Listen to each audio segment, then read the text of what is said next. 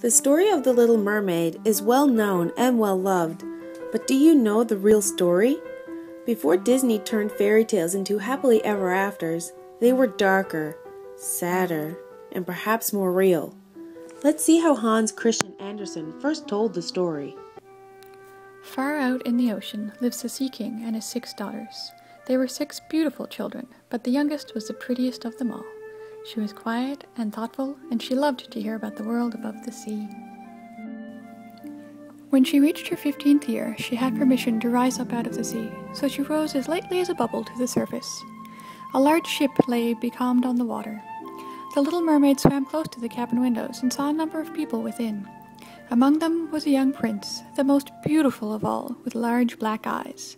And how handsome the young prince looked as he pressed the hands of all present and smiled at them. It was very late, yet the Little Mermaid could not take her eyes from the ship or from the beautiful prince. But a dreadful storm was approaching. The ship groaned and creaked and lay over on her side, and the water rushed in. A flash of lightning revealed the whole scene. She could see the prince sinking into the deep waves. So she dived deeply under the dark waters. She held his head above the water and let the waves drift them where they would. In the morning the storm had ceased, but the prince's eyes remained closed. So she swam with the handsome prince to the beach, and there she laid him in the warm sunshine. The Little Mermaid swam out further from the shore and watched to see what would become of the poor prince. She did not wait long before she saw a young girl approach the spot where he lay. The prince came to life again and smiled upon the girl, but to the Little Mermaid he sent no smile. He knew not that she had saved him. She dived down sorrowfully into the water and returned to her father's castle. The Little Mermaid spent many an evening and many a night on the water near the prince's palace. She grew more and more fond of human beings and wished more and more to be able to wander about with them. There was so much that she wished to know, and she applied to her old grandmother, who knew all about the lands above the sea. If human beings are not drowned, do they never die as we do here in the sea? Asked the Little Mermaid.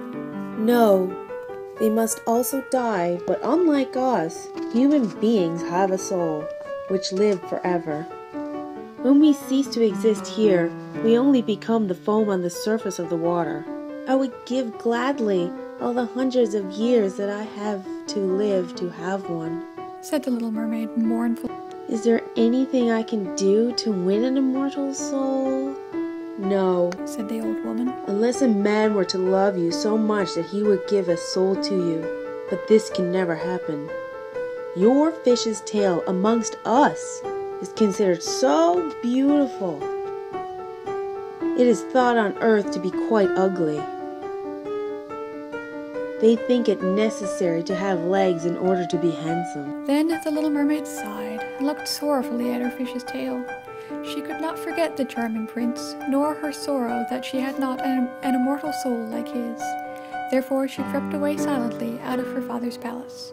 She thought, I will venture all for him, and to win an immortal soul, I will go to the Sea Witch. So the Little Mermaid went out from her garden and took the road to the foaming whirlpools. In the midst of the spot stood a house, built with the bones of shipwrecked human beings. There sat the Sea Witch. She had large, fat water snakes and allowed them to crawl all over her bosom. I know what you want, said the Sea Witch, and it will bring you to sorrow, my pretty princess. I will prepare a draught for you, which you must drink before tomorrow morning. Your tail will then disappear and shrink up into legs, but at every step you take, it will feel as if you were treading upon sharp knives. But if you do not win the love of the prince, then you will never have an immortal soul. The first morning after he marries another, your heart will break, and you will become foam on the crest of the waves. I will do it, said the little princess in a trembling voice as she thought of the prince and the immortal soul. But I must be paid also, said the witch. You have the sweetest voice of any who dwell here in the depths of the sea. But this voice you must give to me. It shall be, said the Little Mermaid. Then the witch placed her cauldron on the fire to prepare the magic draught. Every moment the witch threw something else into the vessel, and when it began to boil, the sound was like the weeping of a crocodile. Then she cut off the mermaid's tongue, so that she would never again speak or sing. So she passed quickly between the rushing whirlpools into the prince's palace. Then the little mermaid drank the magic draught, and it seemed as if a two-edged sword went through her delicate body. When the sun arose and shone over the sea, she recovered, and just before her stood the handsome young prince. She became aware that her fish's tail was gone, and that she had as pretty a pair of white legs and tiny feet as any little maiden could have. But she had no clothes, so she wrapped herself in her long, thick hair. The prince asked her who she was and where she came from, and she looked at him wildly and sorrowfully with her deep blue eyes, but she could not speak. Every step she took was as the witch had said it would be. She felt as if treading upon the points of needles or sharp knives, but she bore it willingly, and stepped as lightly by the prince's side as a soap bubble, so that he and all who saw her wondered at her graceful swaying movements. She was very soon arrayed in costly robes of silk and muslin, and was the most beautiful creature in the palace, but she was dumb and could neither speak nor sing. The prince said that she should remain with him always, and she received permission to sleep at his door on a velvet cushion. They rode together through the sweet-scented woods, where the green boughs touched their shoulders, and the little birds sang among the fresh leaves. As the days passed, she loved the prince more fondly, and he loved her as he would love a little child, but it never came into his head to make her his wife. Do you not love me the best of them all? The eyes of the little mermaid seemed to say when he took her in her arms and kissed her fair forehead. Yes, you are dear to me, said the prince. You are like the young maiden whom I once saw. I was in a ship that was wrecked, and the waves cast me ashore near a holy temple. The youngest of the maidens there found me on the shore and saved my life. I saw her but twice, and she is the only one in the world whom I could love. He knows not that it was I who saved his life, thought the little mermaid. I carried him over the sea. I sat beneath the foam, and I saw the pretty maiden that he loves better than he loves me. And the mermaid sighed deeply. Very soon it was said that the prince must marry, and that the beautiful daughter of a neighboring king would be his wife. The little mermaid smiled and shook her head. She knew the prince's thoughts better than any of the others. I must see this beautiful princess, he said to her. My parents desire it, but I cannot love her. She is not like the beautiful maiden in the temple. If I were forced to choose a bride, I would rather choose you. And then he kissed her rosy mouth, played with her long waving hair, and laid his head on her heart, while she dreamed of human happiness and an immortal soul. The next morning the princess came. Her skin was delicately fair, and beneath her long dark eyelashes her laughing blue eyes shone with truth and purity. It was you, said the prince, who saved my life when I laid on the beach. And he folded his blushing bride in his arms. Oh, I am too happy, he said to the little mermaid. My fondest hopes are all fulfilled. The little mermaid kissed his hand and felt as if her heart were already broken. His wedding morning would bring death to her, and she would change into the foam of the sea. The little mermaid, dressed in silk and gold, held up the bride's train, but she thought of the night of death which was coming to her, and of all she had lost in the world.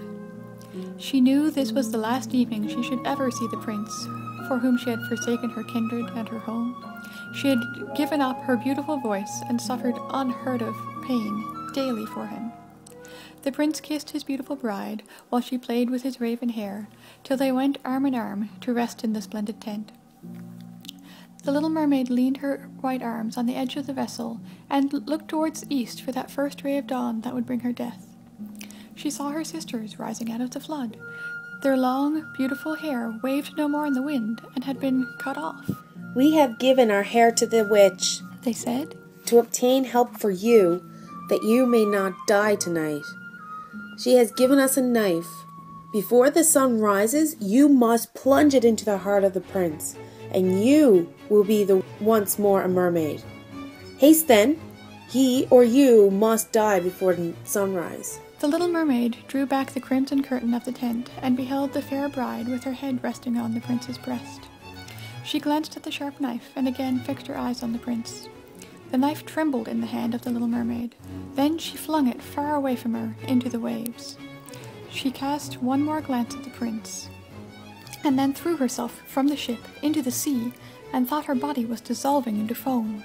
She saw the bright sun, and all around her floated hundreds of transparent, beautiful beings. The little mermaid perceived that she had a body like theirs, and that she continued to rise higher and higher out of the foam. "Where am I?" asked she. "Amongst the daughters of the air," answered one of them. "A mermaid has not an immortal soul, but the daughters of the air can, by their good deeds, procure one for themselves. After we have striven for 300 years to all the good in our power, we receive an immortal soul and take part in the happiness of mankind. You, poor little mermaid, have tried with your whole heart to do as we are doing, and now, by striving for 300 years in the same way, you may obtain an immortal soul." The little mermaid lifted her glorified eyes towards the sun and felt them, for the first time, filling with tears. On the ship in which she had left the prince, she saw him and his beautiful bride searching for her.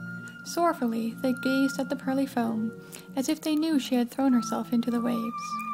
Unseen, she kissed the forehead of her bride and fanned the prince, and then mounted with the other children of the air to a rosy cloud that floated through the ether.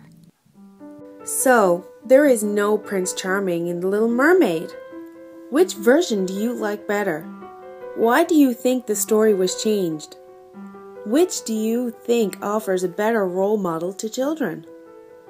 Regardless of which one you prefer, the true story is sure to open your eyes to new possibilities, and to make you wonder if you're looking at mermaids the next time you see foam on the ocean.